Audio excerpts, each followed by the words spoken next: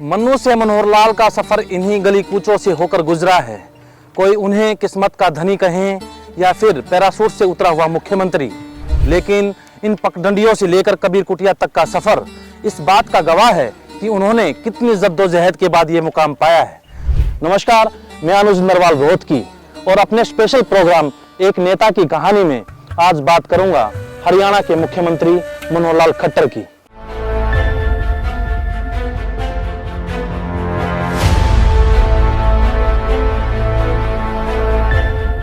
मनोहर लाल अभी दुनिया में आए भी नहीं थे कि उनके परिवार के लिए संघर्ष का दौर शुरू हो गया।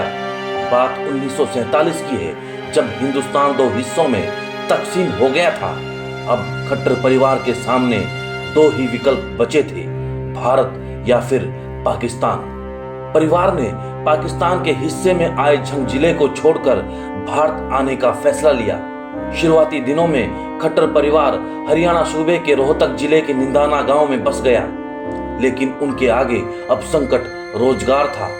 उनके पास ना तो कोई जमा पूंजी थी, न ही कोई कमाई का साधन।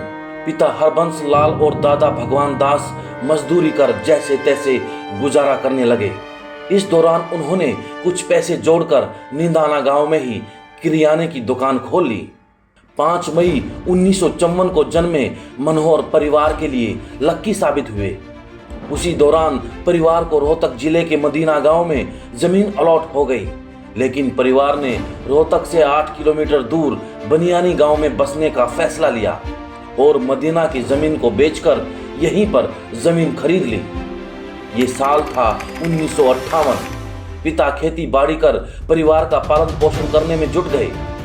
मनोहर अब 6 साल के हो चुके थे। पिता ने उनका स्कूल में दाखिला करवा दिया।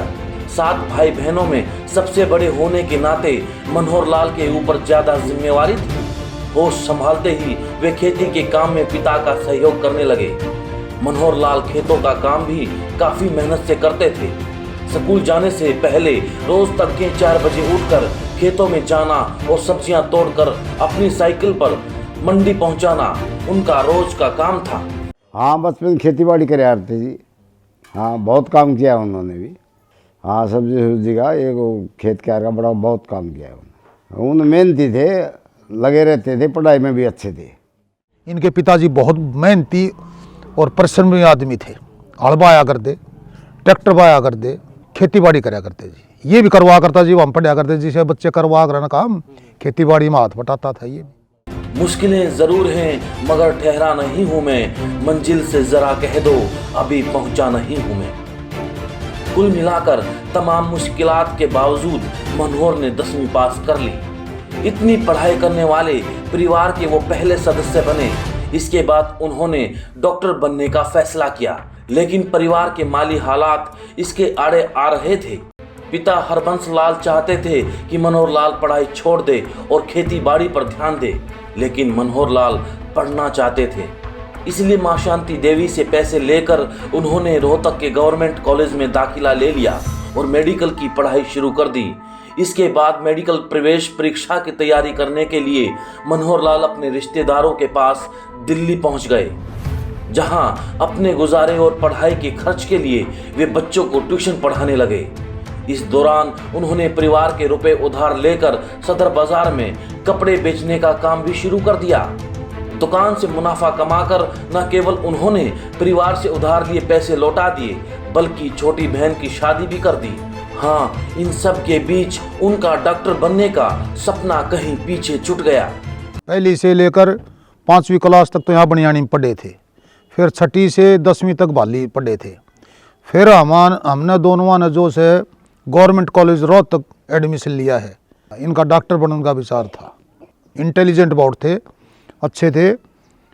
मैट्रिक में जो है ये मेरिट में आए थे, सबसे ज़्यादा नंबर लिए थे हमारे स्कूल में। बीएससी फर्स्ट ईयर करने के बाद दिल्ली चले गए, वहाँ इन्होंने कोई अपना कारोबार कराया है। उनके साथ जी 10वीं तक हम पढ़े हैं और पहले यहाँ 5वीं तक बनियानी स्कूल में पढ़े हैं और उसके बाद भाली आनंदपुर 10वीं तक पढ़े हैं।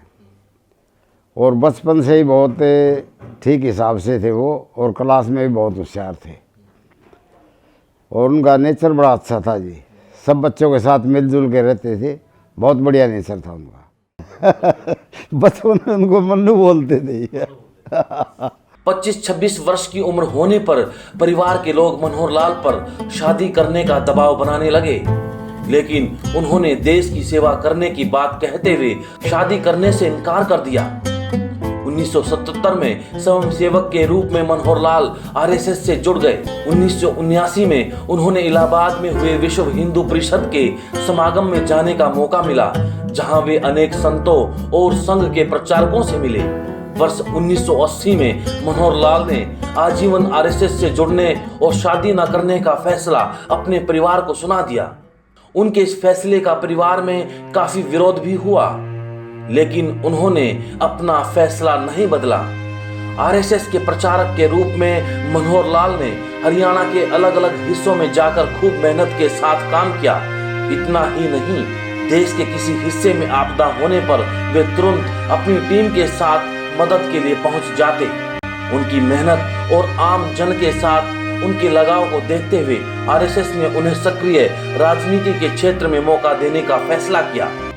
इस तरह 14 वर्षों तक आरएसएस के लिए काम करने के बाद 1994 में बीजेपी में शामिल हो गए। मनोहर को हरियाणा बीजेपी में संगठन मंत्री की जिम्मेवारी सौंपी गई, जहां उन्होंने राजनीतिक सूझबूझ का भरपूर कौशल दिखाया। इस दौरान उन्होंने गुजरात, हिमाचल प्रदेश, उत्तर प्रदेश, झारखंड और छत्तीसगढ़ सहित देश के अलग अलग हिस्सों में बीजेपी की मजबूती के लिए खूब काम किया। साल 1996 में बीजेपी ने बंसीलाल के नेतृत्व वाली हरियाणा विकास पार्टी को प्रदेश में सरकार बनाने के लिए समर्थन दे दिया। बाद में मनोहर लाल ने देखा कि सरकार अलोकप्रिय हो रही है और गठबंधन बीजेपी के लिए नुकसानदेह साबित हो रहा है, तो उन्होंने हाईकमान को समर्थन वापस लेने का सुझाव दिया, जिसे मानकर भाजपा ने बंसीलाल सरकार से समर्थन वापस ले लिया।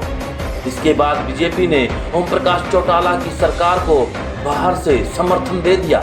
इनेलो के साथ हुए इस गठबंधन ने 1999 में लोकसभा चुनावों में हरियाणा की सभी 10 सीटें जीत ली। साल 2002 में मनोहर लाल ने जम्मू कश्मीर में बीजेपी की मजबूती के लिए काफी काम किया। बीजेपी के संगठन मंत्री के रूप में मनोहर लाल की छवि एक योग्य और सख्त प्रशासक के साथ साथ एक रणनीतिकार की भी बनी, जो हरियाणा की सियासत की एक एक रग को पहचानता है।